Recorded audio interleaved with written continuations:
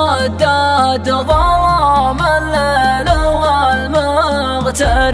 ما نام يسامر همومه والفرح ذبلة ورقه يسولف مع الذكرى ويسترجع الايام ذبح الحنين لين ما فاضت احداقه تغلب عليها الضيق وخناقتها الاوهام تجرع مرير الباس والصبر ما طاقه فقد لذات الراحه بعد ضاعت الاحلام طرح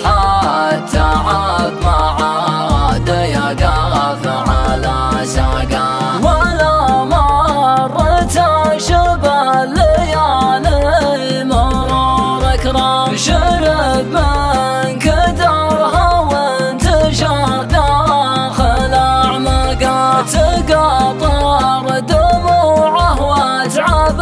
جسمها الاسقام يدور علي كلمه تزين اخلاقه يا بايخ في الاوجاع من الضلوع حطام ضواها الفراق وجرعة الوصل ترياقه وفي غربة الاحزان كمل 8 اعوام ترك ديرته مجبور يبحث عن ارزاقه لو انه من الدنيا ما خذ غير 7 عام غرق في بحور الفقر وظروفه دقاقه يشوف الحياه العابره رحله استجمام سمح خاطره منها لو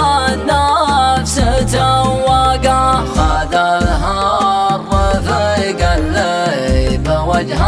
الصعاب حزام ما كان يتوقع بانه يخون ميثاقه دفن زلته قدام يفرح به النمام وتنازل عن حقوقه لاجل وجه خلاقه وعقب الموده صار واصحابها الاخصام ومن بينهم غيم الجفا مسدل الرواقه حفظ قدره وعز الصداقه بشكل عام ما يتبع وجه تنتظر ساعة فراقه عديم المبادئ يختفي باللزوم الهام ووقت الساعة ينصاك واخطاه سباقه لو يحاول بشتى السبل يشري الاعلام طرق المراجل عسر ما عنده لياقه والخلاك محايد كان شفت العباد اقسام وباب يجيب لك الغثى جاء